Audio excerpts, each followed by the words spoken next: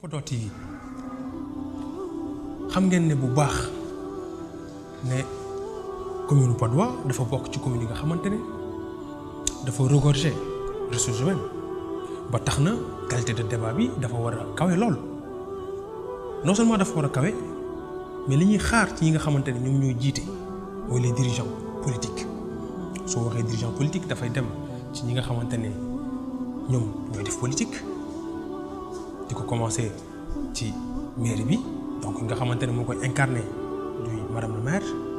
Maimouna Dièye les adjoints au maire wàcc ci ñi nga xamante ne ñooy les conseillers municipaux. Alors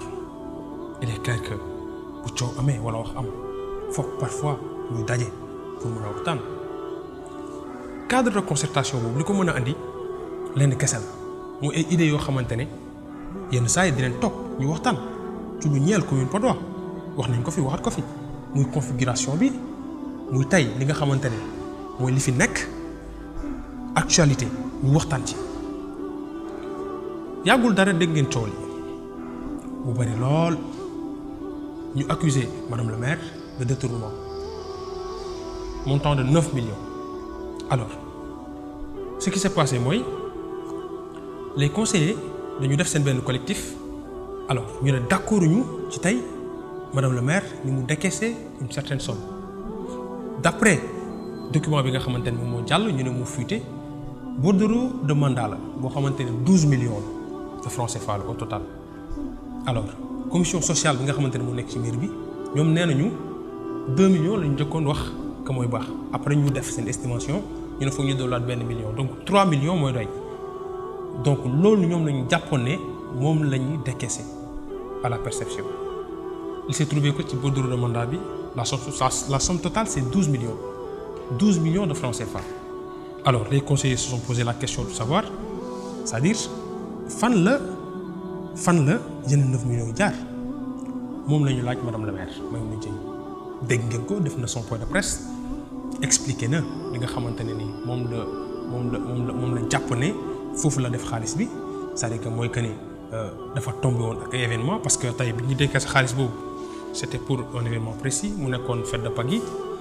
donc c'est trouvé que daf ko boole bu def ko en somme ak korité bi ak li nga xamante ne moo nekkoon ziyaare mu doon def ci Laylatul Qadr yi nga xamante ne mi ngi si doon dem fii ci commune Patte d'Oie loolu la expliqué. collectif yi tamit def neen li nga xamante ne mooy seen point de presse collectif des conseils municipaux en l'occurrence ki nga xamante ne moom moo ko jiite di monsieur Farba Diène Sarr ñoom nee nañu que dépense yi ak fu mu ko mënti def mënu ko justifier parce que tout simplement nekkul ci rubrique bi mu ko waroon defee ñoom loolu lañu wax. Les faits sont sacrés le commentaire est libre ku nekk mën nga ci am sa appréciation mais beneen affaire dafa am te je pense que c'est important ñu koy wax di ko leeral askan wi mooy que ne tey presse dafa nekk lu sensible mais presse dafa nekk aussi loo xamante ne kenn waru ko fooye tey bu ñu gisee des personnes habitant la Patte d'Oie juste par inquiétude aussi mën na nekk alors di poser wu la question ñu ne lan moo tax Patte d'Oie TV du wax ci loolu quand même c'est pas comme ça la presse tey dafa am lu bari loo xamante ne balaa nga ci yëy yàppi faaw nga am ci élément yu consistant bi coow li jugee contacté leen équipe maire ku ñu contacté la même chose la ñuy wax parewuñu pour def sortie avec quelconque organe de presse je pense que loolu ça a été clair avant ñu tenir seen point de presse. Alors ñun li ñu doon def mooy continuer suñu investigation pour gën a mën a xam effectivement lan moo nekk autour de cela parce que c'était des accusations yoo xamante ne bi ñu koy def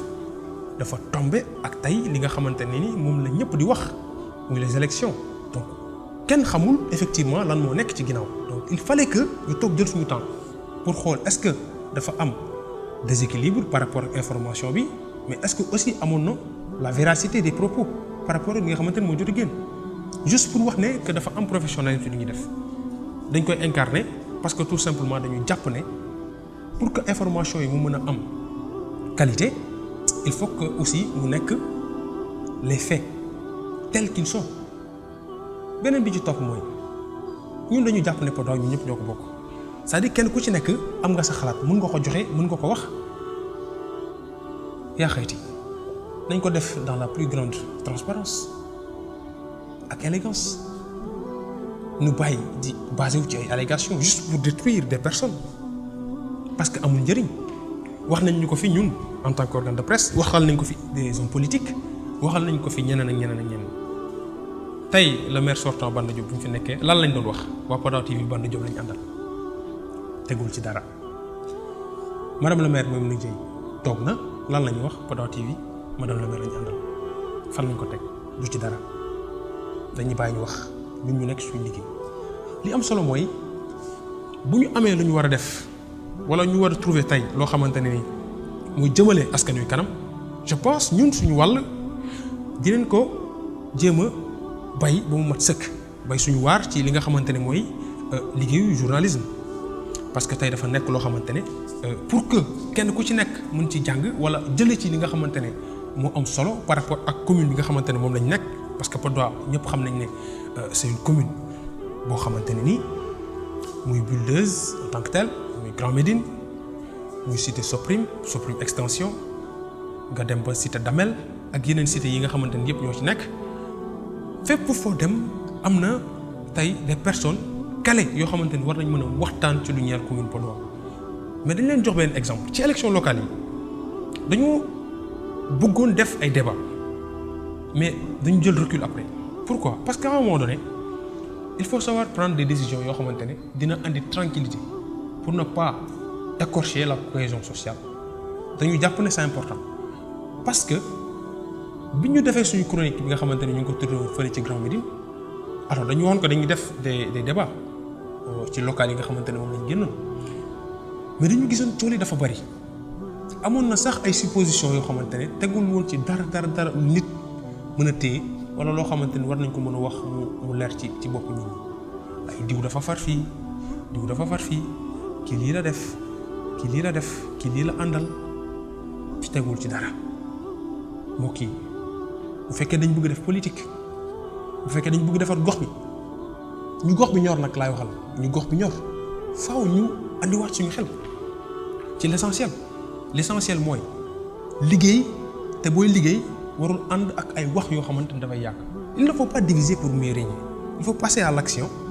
kenn koo xamante ne ñor na ko bu ñuy fekk ci la je crois que affaire bi dafay gën a mën a jëm kanam wax nañ ko du benn yoon du ñaari yoon ñu ne les hommes politiques dañu am discours bu ñu war a tenir et ce discours il doit être poignant dafa war a yegg ci xol ak ci xel c'est-à-dire loo xamante ne tey que muy les sympathisants les militants ñi nga xamante ne yéenay ànd di def seen ay activités politiques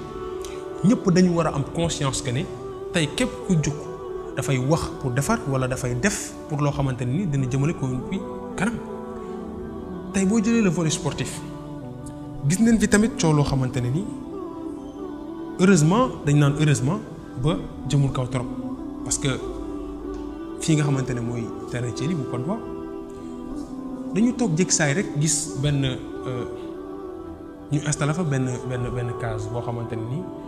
dañ doon wax ni effectivement que c'était pour def seen terrain Thiely gazon synthétique alors bi ñu approché wu ci yi nga xamante ne ñoom ñoo def loolu dañu ne que ñoom dañ leen fa yabal rek ay liggéeykat kese lañ dañu wax ñu ñëw ñu installé suñu case parce que dañu war a def gazon synthétique ci terrain bi alors il s'est trouvé que ni ñoom nee nañu am nañu plan yu ñu déposé ci mairie bu Padoa mais mairie bu Padoa ñoom nee nañu joxewuñu autorisation pour que tey ñu mën a installer seen case bay def ay travaux ci terrain Thiely bi donc y a un paradoxe bi mooy le maire sortant moo defoon démarche yi ba am loolu noonu pour que ñu am possibilité def gazon synthétique terrain Thiely mais tey madame le maire même ni Dieye bi ñu ñëwee donc tey lépp loo xamante ne modus operandi la pour que ñu mën a def ay réalisations sans son autorisation wala son aval naturellement par rapport ak texte yi du mën a jàll. encore une fois foog ñu xool bu baax a baax naka la ñuy defee politique au sein de la commune parce que tey on peut tout dire on peut tout faire mais il faut éviter de faire des choses yoo xamante ne peut-être mën na andi ay manigances wala mën na andi aussi jaxasoo ak réeróo ci nit yi def nañ ko fi yàggul dara mais Padoa TV c'est la chaîne de la commune tey le maire sortant Banda Diop bu defee un don en faveur de la chaîne mais loolu mais c'est auguste dañ koy rafetlu mais loolu je me dis que wareef la ci moom que muy nekk fonds propre que muy nekk fonds de municipalité bi wareef la parce que c'est la seule chaîne digitale boo xamante ne tey ñu ngi relever plateau bi de jour en jour au sein de la commune naturellement keneen ak keneen bu ñu waree jàppale chaîne bi bu ñu xaar ñu laaj leen et ça fait plaisir bu ñu xaar ñu laaj leen ça fait plaisir alors bu ñu xaar aussi problème am ñu ne lan moo tax Padoa TV waxul ci lii lan moo tax Padoa TV deful lii effectivement ñi ngi nekk di démarcher di def ay affaires yoo xamante ne c'est juste pour vous faire plaisir alors on est tous ensemble Padoa ñu ñoo ko bokk c'est-à-dire bu ñu nangu tey koo xamante ne ni dafay jug di dem ci ay penc pour di wax loo xamante ne dafay jaxase xelu askan wi amul solo bu ñu defee ay publication yu yàgg jël ko di ko partager waat pour que ñu xam ne defoon nañu don mais c'est bien dañ koy féliciter remercier nañ le maire Banda Diop à travers le PDG Ousmane Mboup donc où est le problème réception bi ñëpp gis nañ ko mais où est le problème pourquoi partager encore au moment où on parle des problèmes de 9 millions présumés détournés pourquoi taat lan mooy but bi amul njëriñ donc juste rek pour revenir ak ci li nga xamante ne mooy le débat en tant que tel dinañ ñëw aussi par rapport ak élection législative parce que gis ngeen coow li nga xamante ne amoon na fi lors des locales li taxoon ñu gënoon jël recul mooy que ne gisoon nañ ne amoon na ay wax yoo xamante ne bu ñu continuer woon di def ay débat peut-être dina andi ay séparation entre personnes et c'était vraiment sérieux on a tâté le pouls def suñu ay estimation gis ne c'est vraiment pas opportun pour ñu def ay confrontation c'est vraiment pas opportun et parfois ñun aussi dañuy jël suñu responsabilité parce que presque dafa nekk loo xamante ne bokk na ci li consolider cohésion sociale waaye bokk na aussi ci li nga xamante ne moo gën a gaaw a diviser parce que luy dem la nekk luy taxaw mbokk yi dañuy waxtaan waaye wax ci biir wax ñu waxante dëgg am na solo dëgg bi mooy tey waruñu nangu kenn di yàq li nga xamante ne ni mi ngi fi sax parce qu'à travers la démocratie le débat d'idées contradiction yi ak lu mu mën ci am nañuy fexe ba sàmm l'intérêt général et l'intérêt général mooy la commune de la Padoa les personnes passent mais elles restent la Padoa reste ñun ñii dañuy jàll dem suñu yoon ñeneen dañuy ñëw après ñi fi nekk pareillement c'est ça la réalité nañ ko accepter ñu xam ko